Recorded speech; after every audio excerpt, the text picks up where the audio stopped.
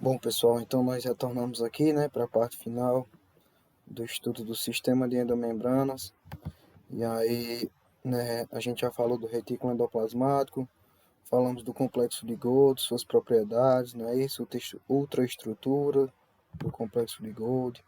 E aí agora a gente chega na parte final, que é a parte que nós vamos analisar o sistema de endossômico lisossômico, né, que é a parte final do estudo do sistema de endomembranas.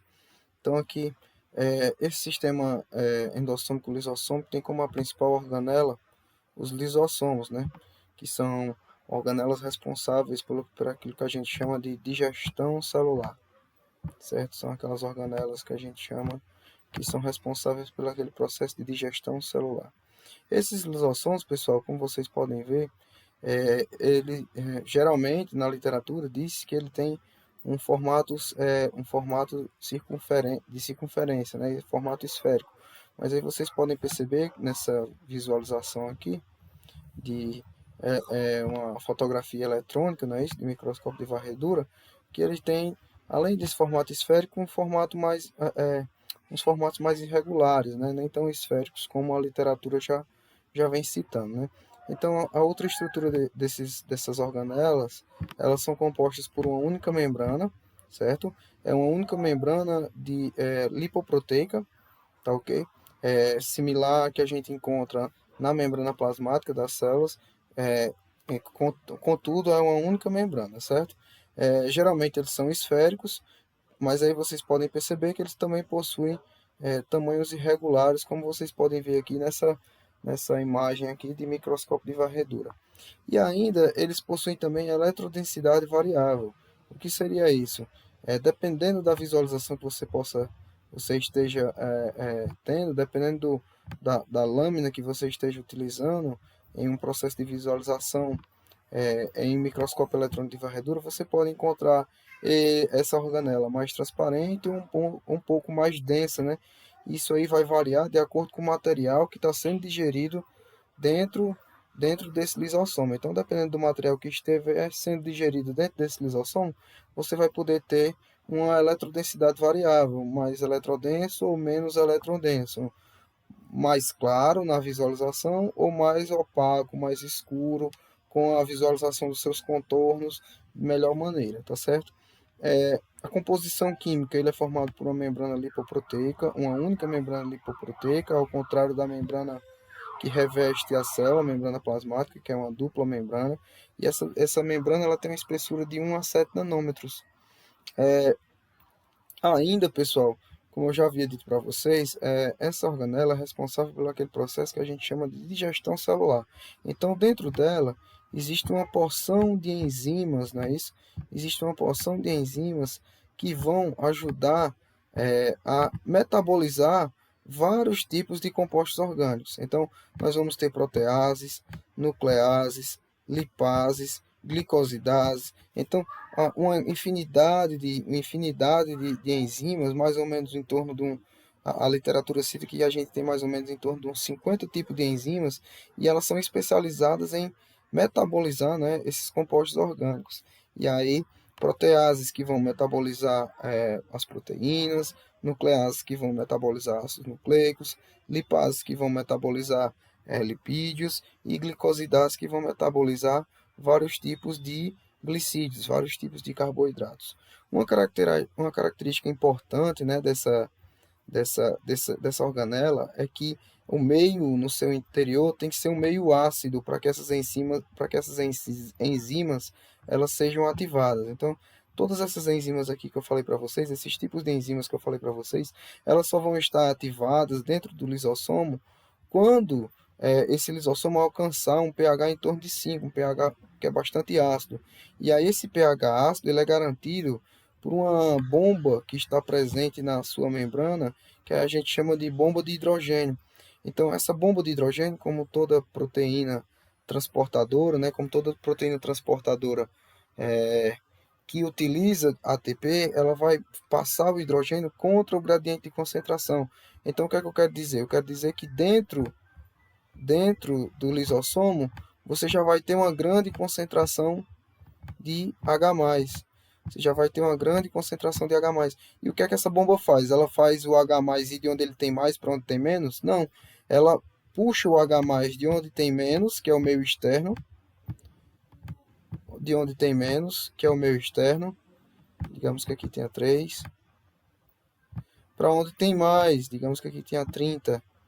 Então, essa bomba são aquelas proteínas transportadoras especializadas em transportar compostos contra o gradiente de concentração. Então, você vai estar enviando compostos de onde tem menos para onde tem mais. Isso vai favorecer o desequilíbrio. Em consequência, essa organela aqui, o seu interior, ela vai ficar bastante ácida, tendo em vista a grande concentração de H+. E aí, quando ela atinge esse nível de pH em torno de 5, um pH em torno de 5, essas enzimas aqui, a grande variedade de enzimas que estão presentes dentro dessa organela, elas vão se ativar e vão começar o processo de metabolização dos compostos orgânicos, tá ok?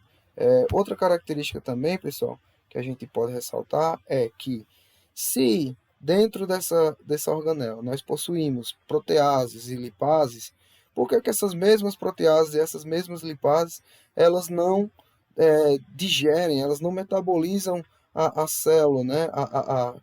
A organela por completo, não metabolizam a membrana dessa organela, tendo em vista que essa membrana ela tem a mesma composição da membrana plasmática das células, elas são lipoproteicas. Então, essas enzimas aqui, protease e lipase, elas não vão degradar a membrana dos lisossomos devido a uma camada, né, uma camada protetora, uma camada de carboidratos que vai estar envolvendo a parte interna dessa organela, impedindo que essas enzimas elas degradem, né, elas degradem a membrana dessa organela e, consequentemente, essa organela deixe de existir. Tá ok?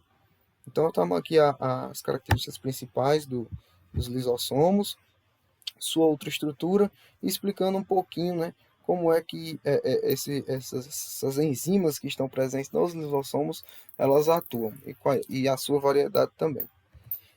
Uma característica importante nesse estudo de hoje, pessoal, é que esse estudo de hoje ele vai se basear em 3 perguntas principais. Certo? Então, essa aula de hoje ela vai se basear em 3 perguntas principais. Como as enzimas chegam ao lisossomo, como o material a ser digerido entra no lisossomo e o que ocorre com o material digerido. Por que a aula de hoje vai se basear nessas 3 perguntas? Por quê? Porque o lisossomo, como eu falei para vocês, ele é responsável pelo processo de digestão celular. Então, se ele é responsável pelo processo de digestão celular, alguma coisa vai ser metabolizada, não é isso? Então, existe um material que chega à célula e esse material ele vai ser metabolizado. Então, como esse material chega à célula e, porventura, chega aos lisossomos? Quem é que vai metabolizar esse material? Então, como é que essas enzimas que são responsáveis por metabolizar essa grande variedade de enzimas, cerca de 50 enzimas, que estão presentes nos lisossomos, como é que elas são capazes e como é que elas chegam aos lisossomos para digerir esse material específico. E o que ocorre com o material depois que ele é digerido. Então, se você tem um processo de digestão, vai ter uma produção, você vai metabolizar um material que foi absorvido por esses lisossomos e o que vai ocorrer com esse material que foi metabolizado. Não é isso? Então, a aula de hoje ela vai se basear nessas 3 perguntas principais. Tá ok? Então, lembrando que o lisossomo ele é composto por membrana lipoproteica, uma camada interna de carboidratos que vai impedir a corrosão da sua membrana, enzimas diversas e um material digerido, um material que vai ser digerido. Tá ok? Então, vamos lá. Como as enzimas chegam nos lisossomos, né? Então, como essas enzimas elas chegam nos lisossomos? Toda enzima, pessoal, ela tem uma base, a maioria das enzimas ela tem uma base proteica, não é isso? Então aqui nós temos uma representação do retículo endoplasmático. Isso aqui é mais ou menos uma representação, pessoal, do sistema de endomembranas como um todo. Então, retículo endoplasmático, se está produzindo a enzima, e a enzima é um tipo de proteína, né? Um tipo especializado de proteína, então aqui é um retículo endoplasmático granuloso. Aqui nós temos o complexo de Golgi, não é isso? Complexo de Golgi, com sua porção cis e sua porção trans e a sua porção média, tá ok? Aqui a formação de uma vesícula, certo? E aqui o transporte desse material, até uma estrutura, não é isso? Até uma estrutura de armazenamento que está fora, que está situada fora do complexo de Golgi, tá ok? Então a característica importante é que lipoproteínas, né, N-ligadas, elas são produzidas no retículo endoplasmático granuloso. Posteriormente, né, essas moléculas, né, elas são transferidas para o complexo de Golgi, né? Elas são transferidas para o complexo de Golgi. E lá no complexo de Golgi nós temos uma enzima, que é uma enzima transferase, né? Uma enzima transferase. Se é uma enzima transferase, ela vai fazer o quê? Ela vai fazer o transporte, a transferência de uma substância. Então, quando essas lipoproteínas elas chegam na parte cis, não é isso? Quando elas chegam na parte cis do complexo de Golgi, elas necessitam receber elas necessitam receber um composto que sirva de sinalização.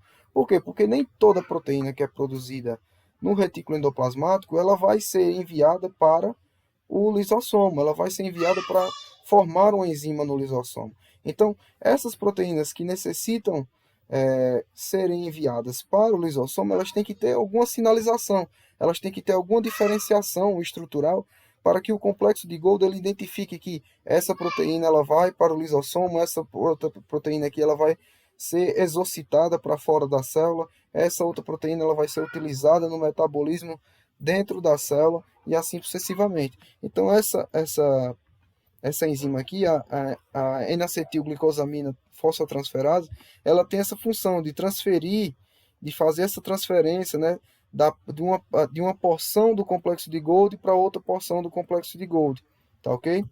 E aí o que é que acontece? Ela identifica, né, nós temos aqui, ó, a N-acetilglicosamina fosfotransferase, nós temos ela aqui representada em verde, nós temos a glicoproteína que veio do retículo endoplasmático, nós temos a glicoproteína que veio do retículo endoplasmático, certo?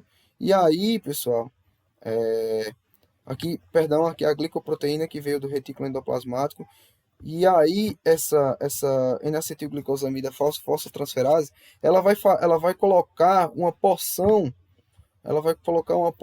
certo?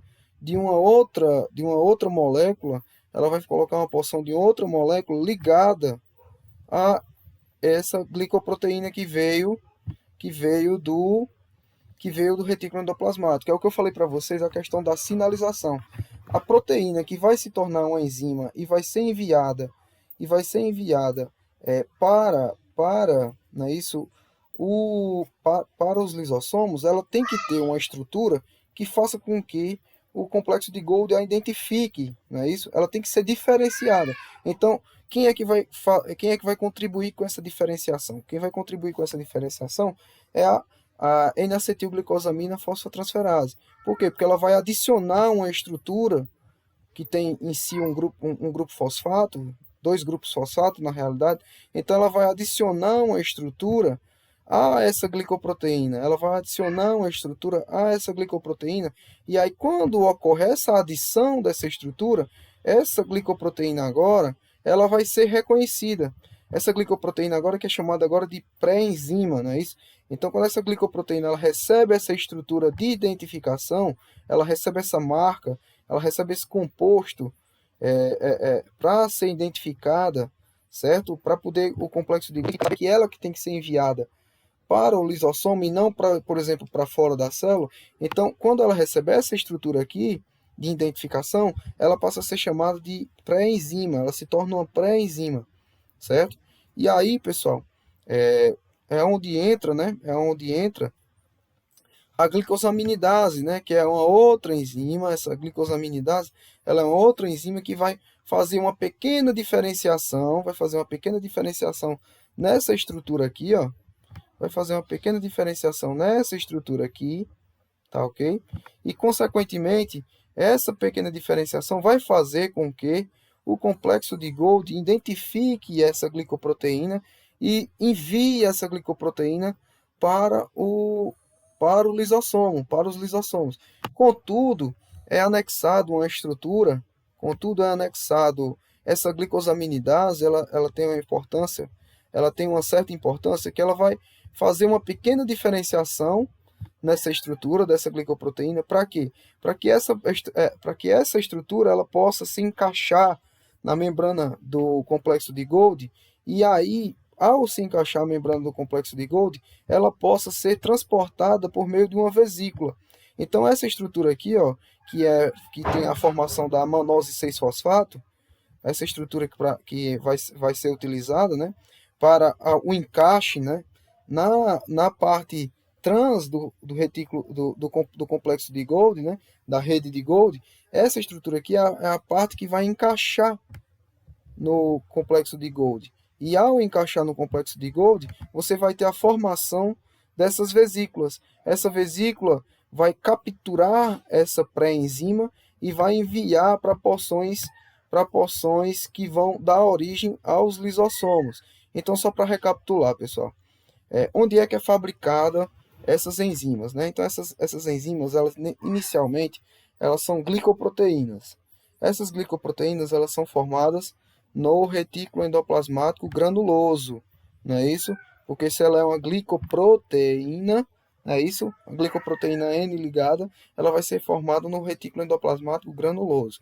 Para que essa proteína ela seja enviada para o lisossomo, ela tem que receber uma estrutura de identificação que a diferencie das outras proteínas que são fabricadas no retículo endoplasmático. Porque aí quando ela chega no complexo de Golgi, é o complexo de Golgi que vai designar para onde é que ela vai. E aí existe a N-acetilglicosamida fosfotransferase, que vai anexar nessa glicoproteína uma estrutura que tem na sua forma, que tem na sua constituição compostos fosfato, certo? Então esses compostos fosfato, ao se ligarem a glicoproteína, faz com que o complexo de Golgi identifique essa glicoproteína como sendo uma glicoproteína que tem que ser enviada para o lisossomo. Em consequência, a glicosaminidase, né, que é a que eu estou falando agora nesse slide, ela vai causar uma pequena diferenciação na estrutura dessa glicoproteína, e essa pequena diferenciação ela é importante para quê? É uma diferenciação importante para que essa glicoproteína ela consiga se encaixar na parede trans, na parede da membrana trans do complexo de Golgi, e aí quando ela se encaixa, ela vai ficar presa nessa parede, e aí consequentemente você vai poder formar, o complexo de Golgi vai poder formar as vesículas, e aí através desses pequenos pacotes, que são as vesículas, que essa proteína ela vai ser enviada até estruturas primárias, né? Até estruturas primárias que vão formar o lisossomo por si só, tá ok? Então vamos lá, continuar. Então, aqui nada mais é do que uma representação, né? Uma representação mais esquematizada. Então você tem aqui, ó, essa estrutura vai ser ligada, né? Essa estrutura de diferenciação vai ser ligada através da glicosamina fosfotransferase. Essa pré-enzima ela vai passar pelas estruturas do complexo de Golgi, e quando ela chegar na fase trans do complexo de Golgi, ela vai se encaixar em um receptor que vai estar lá no complexo de Golgi, através dessas proteínas aqui, ó, que a gente chama de clatrina, que a gente viu na aula de complexo de Golgi. Vai ter a formação das vesículas. Essas clatrinas elas têm um formato côncavo, né, que eu falei para vocês nas aulas anteriores, e é graças a esse formato côncavo que você tem a formação dessas vesículas, e aí, consequentemente, esse material vai ser transportado para estruturas que a gente chama de endossomo primário, certo? Estruturas que a gente chama de endossomo primário. Preste atenção que nesse endossomo primário o pH é um pouquinho menor do pH encontrado no complexo de Golgi. O pH do complexo de Golgi é em torno de 6,5. E nesse endossomo primário o pH é em torno de 6. Contudo, a enzima ainda não vai se ativar, porque para a enzima se ativar, ela necessita de um pH interno nessa estrutura lisossomal de em torno de 5, né? Em torno de 5. Então, quem é que vai atuar para fazer com que essa estrutura, né, ocorra esse processo que a gente chama de processo de maturação? Porque é o seguinte, quando essas enzimas, essas pré-enzimas, elas são enviadas e são englobadas por essa estrutura que ainda não é um lisossomo, é uma estrutura que a gente chama de endossomo primário. É uma estrutura que a gente chama de endossomo primário. Esse endossomo primário, ele vai sofrer uma diferenciação interna. Que diferenciação é essa? É a diminuição do nível do pH. Então, ele vai de um pH em torno de 6 para um pH até em torno de 5. Esse processo em que o pH do endossomo ele vai de 6 até 5 é um processo que a gente chama de maturação, que é onde vai ocorrer a redução do pH para que ocorra a ativação das pré-enzimas que chegaram do complexo de Golgi. Essas pré-enzimas, após esse pH se tornar 5, elas agora vão ser enzimas ativas. E aí, essa estrutura deixa de ser chamada de endossomo e passa a ser chamada de lisossomo. Para que ocorra esse processo de maturação, como eu já havia falado para vocês, nós temos aqui a presença da bomba de hidrogênio. Essa bomba de hidrogênio ela vai passar hidrogênio de onde está menos concentrado para onde está mais concentrado, contra o gradiente de concentração. Se é contra o gradiente de concentração, você vai ter que ter o gasto de energia. Então, cada vez que um íon hidrogênio entra dentro do endossomo, você tem a perda de uma molécula de ATP. Você tem a utilização de uma molécula de ATP, liberando energia para que esse íon ele entre dentro do endossomo contra o gradiente de concentração. Tá ok? Então, esse processo aqui, em que o pH ele parte de 6 até 5, dentro desse endossomo, fazendo com que o endossomo ele se torne um lisossomo, e que a pré-enzima que foi englobada por esse endossomo ela se torne uma enzima ativa, esse processo é chamado de maturação. Maturação lisossomal. Tá ok? Então vamos lá. Esse aqui é um outro slide, né? E aqui a gente entra na segunda pergunta que vai permear a nossa aula hoje, que é qual a origem do material digerido? A origem desse material digerido, pessoal, eu digo a vocês, é através do processo que a gente chama de endocitose. Então, digamos que aqui você tem a membrana plasmática da célula, ó, deixa eu até terminar o contorno aqui, terminar esse contorno aqui, membrana plasmática da célula, certo? E aí você tem a formação dessas vesículas, o material externo, ele é capturado pela formação dessas vesículas,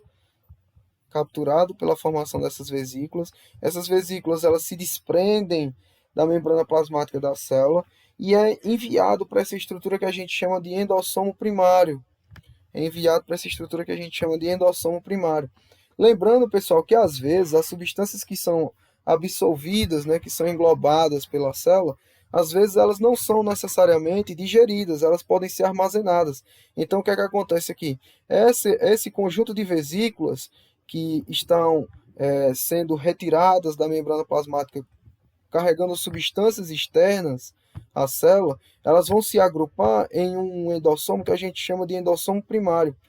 Consequentemente, pode ser que parte dessas substâncias não necessariamente tenham que ser digeridas. Então, se elas não têm que ser digeridas, elas podem ser enviadas para onde? Para o complexo de Golgi. Por quê? Porque o complexo de Golgi ele tem a função de maturar e armazenar. Então, se essas substâncias nem todas elas forem necessárias, nem todas elas tenham que ser digeridas, então parte dessas substâncias elas podem ser enviadas para o complexo de Golgi. Quem é que está vindo aqui do complexo de Golgi? Vocês podem perceber que também está vindo uma vesículazinha do complexo de Golgi. Essa vesícula, possivelmente, que está vindo do complexo de Golgi, ela está trazendo quem? Está trazendo pré-enzimas que vão se agrupar, vão ser englobadas por esse endossomo primário. Lembrando, pessoal, que no endossomo primário o pH está por volta de 6,5, que é mais ou menos o pH que está presente na parte trans do retículo do complexo de Golgi, tá ok? Conforme eu falei para vocês, as bombas de hidrogênio elas vão atuando nesse endossomo primário, e o que é que vai acontecendo com o pH? O pH ele vai caindo. A bomba de hidrogênio ela vai utilizando energia, vai utilizando ATP, mandando hidrogênio de onde está menos concentrado para onde está mais concentrado, contra o gradiente de concentração. Então, mandando sempre para dentro do lisossomo. E aí o que é que está acontecendo com esse pH? Esse pH ele vai diminuindo. Quando esse pH ele chega em torno de 6, essa estrutura aqui ela passa a ser chamada de endossomo tardio. O que pode acontecer aqui também, pessoal, a mesma coisa que aconteceu aqui no endossomo primário. Se algumas dessas estruturas não necessariamente necessitam ser metabolizadas, elas podem ser enviadas para serem armazenadas no complexo de Golgi. E o que é que está vindo aqui, ó, em contrapartida para os endossomos tardios, ainda está sendo enviado, né? Ainda está sendo enviado pré-enzimas. Ah, professor, mas enviou uma pré-enzima aqui e outra pré-enzima aqui. Eu falei para vocês, pessoal, são em torno de 50 pré-enzimas, certo? Então, algumas pré-enzimas são enviadas antes e outras pré-enzimas são enviadas depois, tá ok? Mas todas elas vão serem ativadas quando, né? Quando o endossomo ele atingir um pH interno de 5. Quando ele atingir um pH interno de 5, o que é que vai acontecer? Esse endossomo ele passa a ser chamado de lisossomo, certo? E as pré-enzimas que foram recebidas pelo complexo de Golgi durante toda essa caminhada de diminuição de pH, essas pré-enzimas, agora elas vão estar ativas devido à acidez presente dentro dos lisossomos. Então essa estrutura aqui passa a ser lisossomo e as enzimas que estão presentes dentro dessa estrutura agora estão ativas, estão prontas para degradar os mais variados tipos de compostos orgânicos. Dentre eles, proteínas, lipídios, ácidos nucleicos e açúcares. Beleza? Então, continuando. Aqui, pessoal, nós temos uma visão geral do que é, né? De como é formado o sistema endossômico lisossômico. Então, esse sistema endossômico lisossômico, ele é formado por um endossomo primário, você tem a formação da vesícula, essas vesículas que captam substâncias externas à célula que chegaram por endocitose, elas vão se agrupar e aí vão formar um endossomo primário. Esse endossomo primário, ele vai sofrer um processo de maturação, e aí o seu pH ele vai diminuindo, até se chamar endossomo secundário. Aqui o pH ele vai estar em torno de 6, tá em torno de 6. No endossomo primário, o pH vai estar em torno de 6,5, né? Isso, em torno de 6,5, que é o mesmo pH da parte trans do retículo, a parte trans do complexo de Golgi. Por último, nós vamos ter a formação dos lisossomos. Então, as três principais estruturas que formam, né, o sistema endossômico lisossômico é o endossomo primário, o endossomo tardio e os lisossomos, tá certo? Então, aqui não fiquem, pessoal, encabulados, mas essa é uma figura que está em inglês, então, mas mesmo assim você pode perceber, ó, a junção de vesículas que recebem o material recém-chegado do meio externo é o endossomo primário. Conforme o pH ele vai diminuindo e chega até 6, esse endossomo primário ele passa a se tornar um endossomo secundário. O que foi que chegou também nesses complexos endossômicos? O que foi que chegou também nesses endossomos? Chegaram também pré-enzimas. Essas pré-enzimas elas vão chegando para o endossomo primário, como também elas podem chegar para o endossomo secundário. Por quê? Porque não são as mesmas pré-enzimas, não são as mesmas proteínas que estão chegando aqui, não são os mesmos compostos proteicos que estão chegando aqui. Por quê? Porque existem mais ou menos 50 tipos de enzimas presentes que atuam dentro dos lisossomos, segundo a literatura. E aí, por último, você vai ter a formação do lisossomo. Uma característica importante também que eu falei para vocês, pessoal, no slide passado, é que parte dessas substâncias que chegam pelas vesículas, elas podem ser enviadas para o complexo de Golgi para ser armazenadas ou maturadas, já quando elas não necessitam ser degradadas imediatamente. Outra característica também, pessoal, é que o complexo de Golgi, né, vocês podem ver, o complexo de Golgi, ele envia vesículas com substâncias para fora da célula. Então, o que é que acontece? Por isso que é importante que as lipoproteínas, as pré-enzimas, elas tenham alguma estrutura de identificação.